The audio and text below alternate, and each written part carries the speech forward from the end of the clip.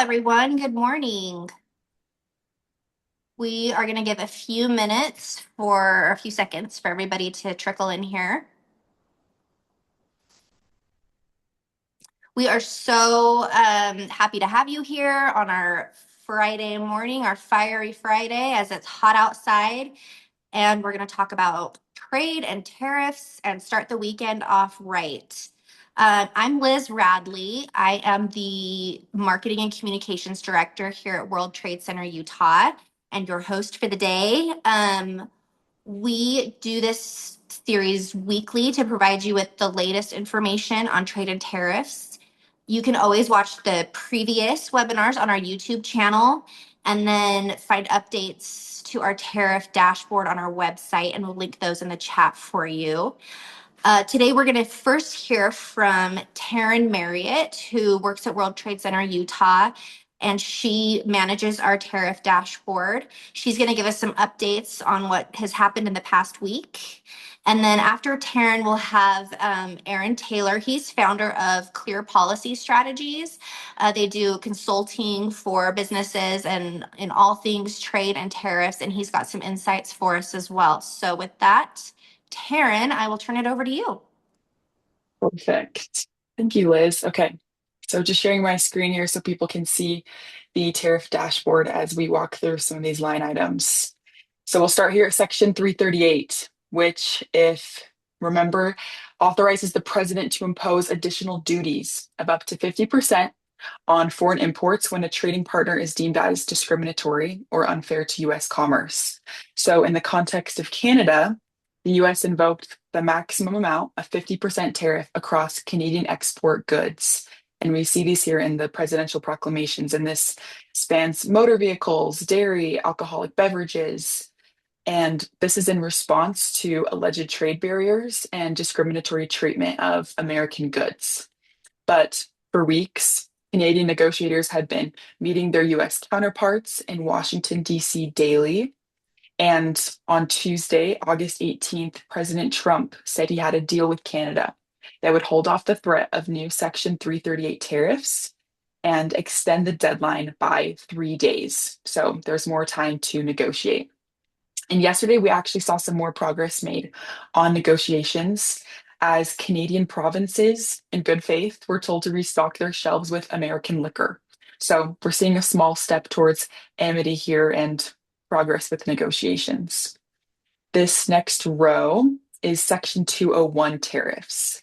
So on Saturday, August 15th, the tariff rate quota on quartz surface products, which are like engineered quartz slabs, countertops, and tiles, went into effect. So Section 201 tariffs, they give the president authority to impose temporary safeguard trade remedies. This is like tariffs, quotas, or in this case, tariff rate quotas. And this is to protect a domestic industry from injury caused by increased foreign imports. So we see that this is a global tariff, but there is a list of excluded countries. And this tariff rate quota is going to be in existence for 4 years. Starting this year is a 25% in quota, 50% over quota ad valorem. And then we see that by year 4, we drop down to a 19% in quota and a 47% over quota. And this next line is on the subject of unmanned aircraft systems and their parts and components, or drones. This is actually not the first time that we've had tariffs placed on drones, but we're seeing it come in on August 13th. There was a presidential proclamation established under Section 232, which is national security tariffs, up to 100% tariff on unmanned aircraft systems and their critical components.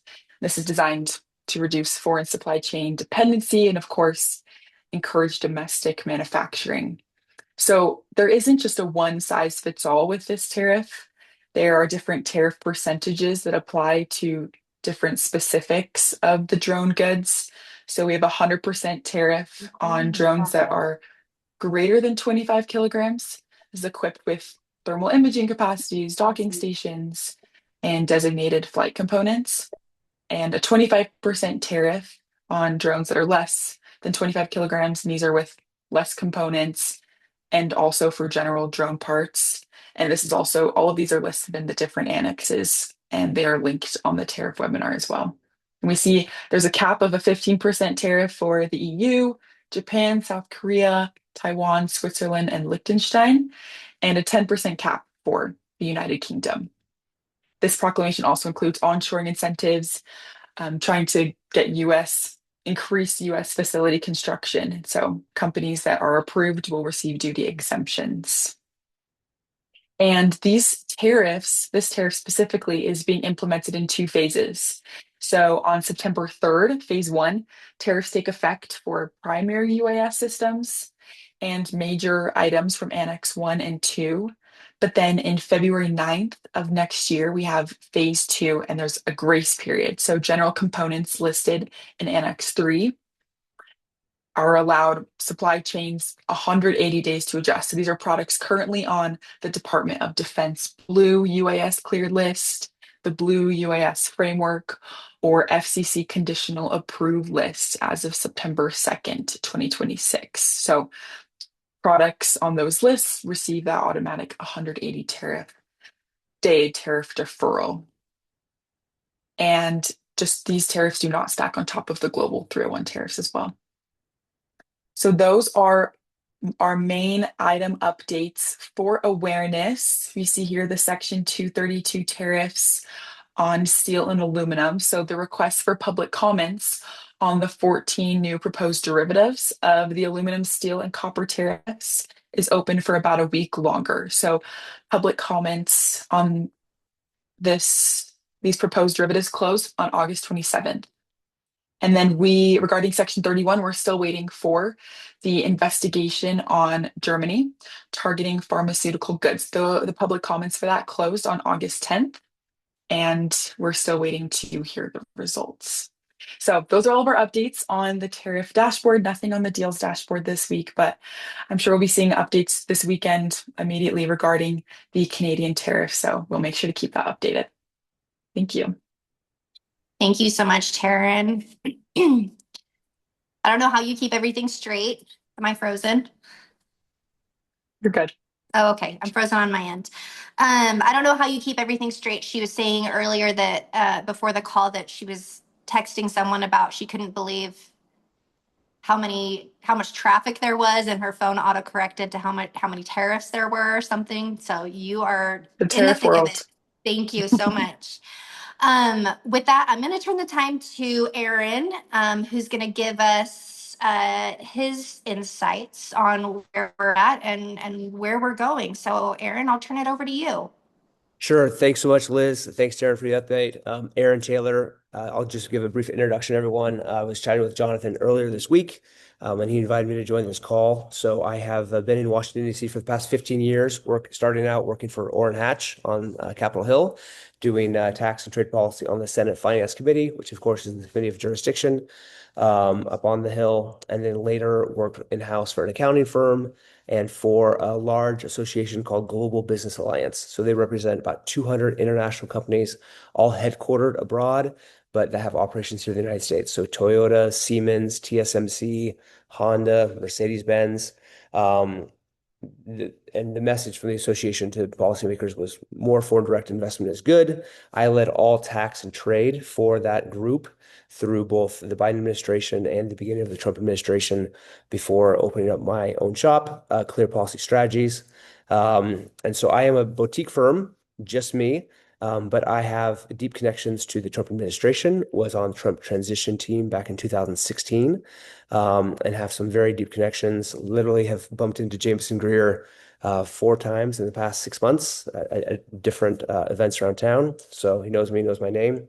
Been in USTR for a variety of meetings, Treasury, and of course, Commerce, talking tariffs and trade a lot over the past year. And I joke with friends, I started out kind of in tax policy. The tax bill is for now done. There's not going to be another tax bill until probably Democrats retake the Senate or the White House. But there's going to be continued threats of tariffs all the way up until 11:59 on January 20th, 2028, until a new president is inaugurated. Trump is we know he's a tariff man. So Taryn took a lot of took some highlights. So let me dive in. and just address a couple of different things in terms of countries. So let's go back to Canada. This is certainly the headline right now. Trump had threatened the 50% tariff on a wide swath of Canadian goods. That is basically on pause. It was notable because it was the first ever use of the Section 338 Act of the 1930 Tariff Act, which so this is fairly new for Trump. Rarely invoked authority that lets the president hit countries that discriminate against U.S. commerce with tariffs up to 50%. Greer was very blunt about this last week when he was in Iowa, saying the U.S. is not going to tolerate retaliation. And so you can kind of see the fight going on between Carney and Trump on this. Obviously, what Carney said at I'm forgetting the event, the elite conference over in Switzerland back in February. But he made a number of comments that Trump really didn't take kindly to. And so Trump continues to needle him in a different way than he did the other prime minister. So Trump has obviously paused it. Greer and Canadian Minister LeBlanc have been meeting all week in Washington. LeBlanc actually posted a photo shaking hands saying, hey, we're working to collaboratively get towards a finalized agreement. The framework being discussed kind of includes comprehensive market access for U.S. goods, economic security commitments, digital trade alignment, and a proposal to cut Canadian auto tariffs, this is significant, from 25% down to 15%, which is tied into Canada dropping its retaliatory measures. Greer said he's confident that they've reached an agreement, though the documentation is, of course, still being finalized and briefed to Congress and the president. So this is kind of a repeat of what we see frequently in the administration, where we have a deal, but there's no paper for a couple hours or a couple days until things are actually hammered out. Trump told the reporters on a few days back that Canada gave us the points that we had to have and called it basically a fair deal for both, specifically flagging that dairy tariffs would become non-existent for the farmers, though he didn't specifically exactly say which duties. So things are always in flux, obviously. I liked the comment that we'll be sending out more updates over the weekend because things are always fluid. Let's move to China. I want to leave some time for questions at the end. On China, the current tariff truce runs through November 30th. That includes a reduced 10% fentanyl-related tariff rate in exchange for China holding back on retaliatory measures. Separate news, you may have seen, of course, Trump is getting a lot of headlines for the ballroom. He just finished the helicopter landing pad, and just a couple days ago, basically said Z is going to land here when he visits. So Trump wants to have a good relationship with Z, and tariffs are one of the ways he's trying to get to that. The truce with China specifically, it's held for now. November 10th is kind of the real deadline on the calendar. And I think it's worth flagging that the exposure to China is really more now than it is in October. On the USTR side, separately, USTR had kind of an active 301 investigation into whether China is complying with a phase one trade agreement from Trump's very first term. The comment period and public hearing are already done. That investigation is kind of working through its process. It could produce a new round of proposed tariffs, quotas, or export control measures once it wraps. Stepping back from China, here's where USTR is really digging in, and Taryn mentioned some of this at the top. I'm just going to go through it a little bit more in depth. Section 301, forced labor and overcapacity investigations. USTR has initiated 60 separate 301 investigations into countries failing to act on forced labor in their supply chains, plus a parallel track investigating structural excess capacity. So steel, aluminum, solar panels, EV batteries, sectors where Beijing's subsidized overproduction, which has been a constant theme, not only in the Trump administration, Obama administration, Biden administration, even Bush #2 administration. Their overproduction has been depressing global prices and undercutting U.S. producers. USTR took formal action on this forced labor track last month, and American steel workers manufacturers and farm groups came out publicly very supportive of that. On the reciprocal trade deals, USTR continues to sign bilateral agreements, most recently with Ecuador and El Salvador. So for those exporting to those areas, that's good news. This opens up specific agriculture and manufacturing market access in exchange for tariff relief. Ambassador Greer and Agricultural Secretary Brooke Rollins have been framing this publicly as a give side of the strategy. Tariffs as leverage, reciprocal deals as the payoff. USMCA. Let's talk about Mexico, Canada together. The formal review process is actively underway. That's the mechanism to, of course, renegotiate or extend the agreement. I've had a lot of interaction personally with the Mexican ambassador as well as the Canadian embassy on these issues, given my prior role at Global Business Alliance, representing all these international companies that have operations there. House Ways and Means Committee specifically, again, Senate Finance has jurisdiction over trade in the Senate, House Ways and Means on the House side. They have been pushing USTR hard to really close loopholes that let non-North American content pass through Mexico or Canada duty-free. Related to that, critical minerals is certainly on that list. Digital trade barriers is another big issue there. Greer has actually been actively pushing back on the new digital service taxes. He told Congress earlier this spring he's fielding direct pushback from countries like Poland, considering new DSTs targeting American tech companies. I could go into a whole nother hour of that on tax policy and how that relates to kind of the Pillar 2 tax agreement, but we'll skip that for now. For Utah, let me dive in on why all this matters for Utah. One, of course, is critical minerals. The new pricing benchmark that has come out and the rare earths that are central to China's conversation, that's very relevant to Utah's mining and material sector. USTR has signaled it wants third country processing relationships factored into the supply chain planning and not just direct China sourcing.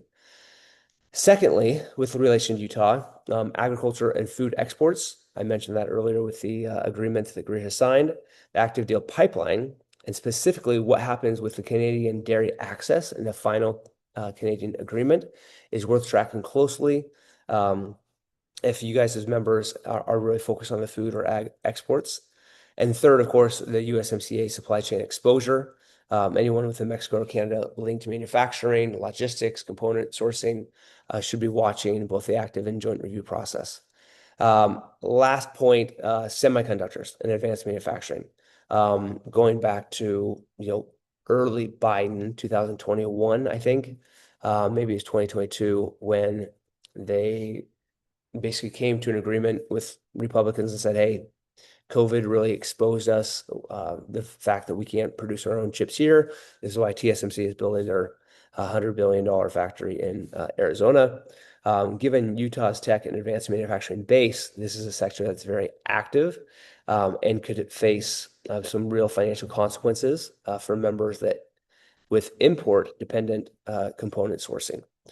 So I will pause there. I'll leave next 11 minutes for questions. Happy to answer any questions. Purpose of my independent consultant shop is really to help more Utah companies as they look to grow and expand. I've been helping folks not only in the trade space, people in the tax space, people in the regulatory space. So if anyone wants a separate private conversation, maybe I'll put this in the chat as well.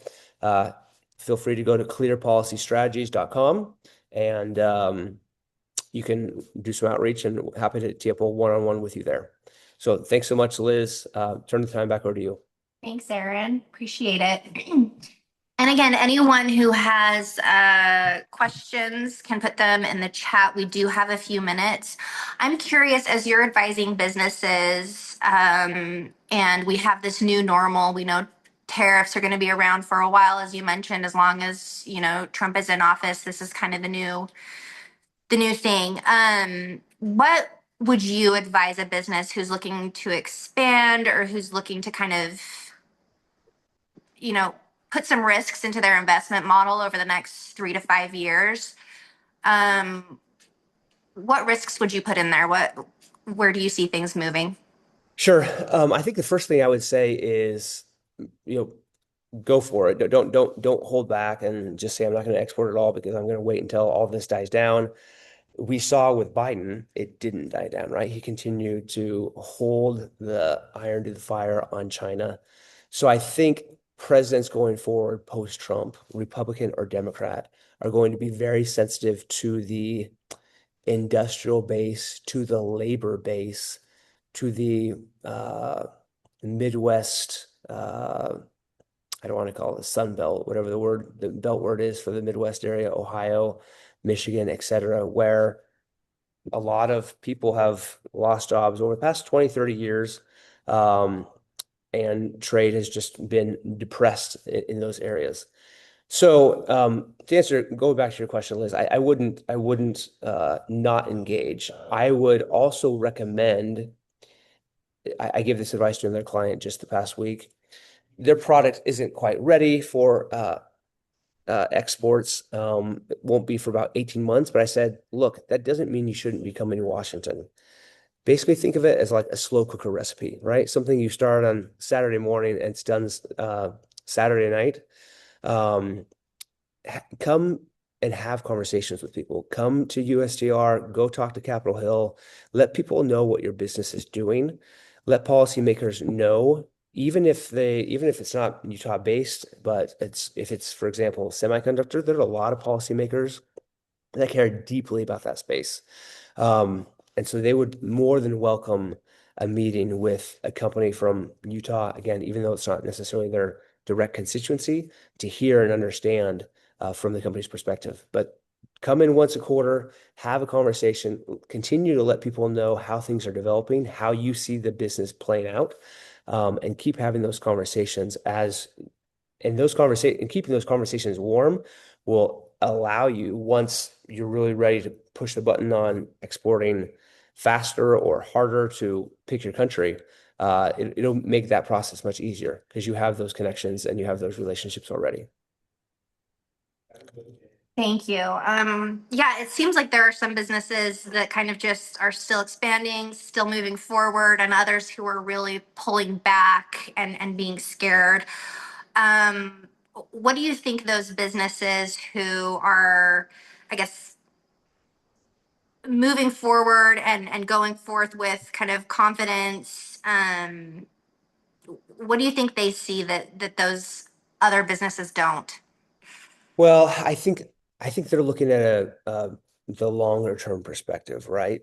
While some of your sourcing may cost 10, 15% more for the time being, 95% of all customers are outside the United States, not in the United States. Um, and this came about, a lot with during the original debate on USMCA back in 2018, 19, when the Fortune 100, Fortune 500 companies in DC really making the case, look, so many consumers are in China, India, Southeast Asia, Africa, untapped. So huge opportunities there that we should certainly be taking advantage of. And Utah, candidly, is at the forefront of this. The Olympics are coming in 8 years. We have a huge international opportunity here. So I think that's what those who are pressing forward see and are willing to take a short-term hit. Again, perhaps paying a little bit more on for the importation of certain products as they build theirs and then export worldwide. Perfect. Thank you. Well, all of this has, given businesses a lot of opportunity to look at their supply chains, look at what they're doing, work more efficiently, and also to look at the resources that are available. And World Trade Center Utah has several resources available for businesses who are looking to kind of alleviate some of this pressure with tariffs. One is a foreign trade zone. We actually manage Utah's only foreign trade zone. And you can learn more about that on our website. So this is where businesses can actually have their own space designated as a foreign trade zone, and they can reduce and in some cases even eliminate duties if they import directly into their foreign trade zone. We also have we just announced this week we've got over $750,000 in STEP funding, which is available for small businesses who are looking to expand globally. This can help with attending trade missions, with going on business trips, with paying for consulting services, translation services, all sorts of things. And we'll put a link in the chat. Thank you, Hadley, for the STEP funding. This is money available to Utah businesses, you know, as a reimbursement for any activities they do to expand internationally. And then finally, we have some exciting international opportunities for businesses coming up. We've got 2 governor-led trade missions before the end of the year. We've got a trip to Ireland and Northern Ireland coming up, and then also a trip to Mexico.